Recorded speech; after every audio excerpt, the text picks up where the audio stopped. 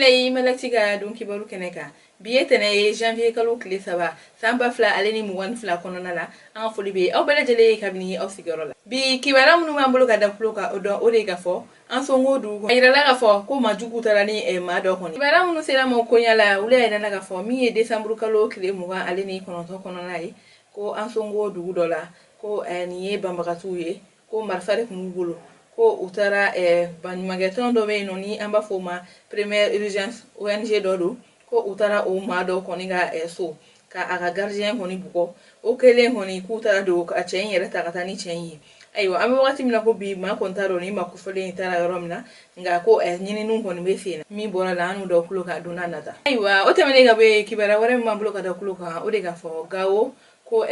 jatiga wale chama koni kera yeno ni wakati temene nuna aywa kibara mun sera ma konya la wula ida naga fo ko december kalo kile bisaba konona la ko ni malfatu do de ko ukoni kumbe mobile ko nana gawo kindo ko ni ale konto soso kura ko o kin konona la uduna dudo koni kono ko ka ye du ngono mo ka bulu na fe mbela jele koni minawla o temene ga boy ko o gati kelena aywa o temene ga boy ku tara kin wala fana la ni o kin to go chateau ko utara ye no kere ye baragala do koni be ni ale dona do ko so be gawo ko ukon tara o fe no weni kenya na baragala hon tonata ko ka taga nai aywa akina jigina mai daga fo ko ni kenya na baragala hon do no ko sobere gawo kon du kono na aywa ko o shukele fana kono o shukele fana la ko utara doga buti kono kata wala ya chejugutge fana aywa ami wakati minna ko bi finitike munu be gawo ulu kono wulle ndo ka sega sega likani kunyala wala sa obisega ni majugun nu kono mine ani mami kono be no ni aletunna wala sa obisega yetu ka aywa o temene ga boye kibara wore mambro ga doklu ka o de ga fo fe ma futni ale ye chagede mi fikire lo mali bolotana ko to yala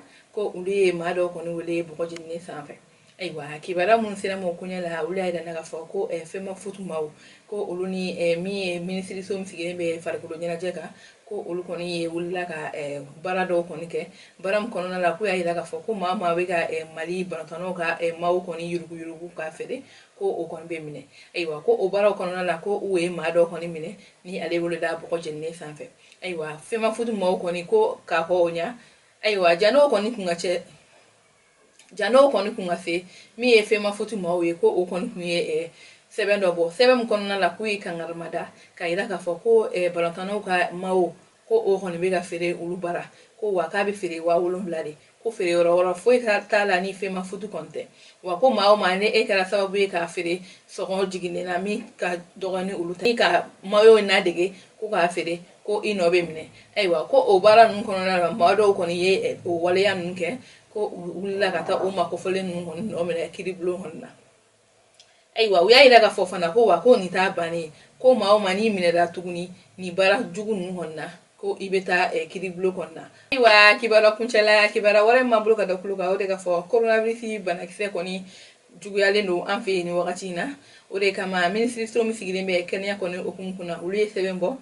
kono na la wi ayira ga fo mamun garjigera coronavirus bana kise la anga jamana kono ni wakati kabe ma ba kele ale ni bishigini shegi hon bonyo ko kon bo wa ko o kono la mami ko be no nulu no wala ko ma bata ani shegi ani keme shegi ni biduru ani nani koniye wa ko ma munu fatura coronavirus bana kise konna ko be ma keme woro ale ni bi woro ni shegi kon bo aywa mi e kunu karido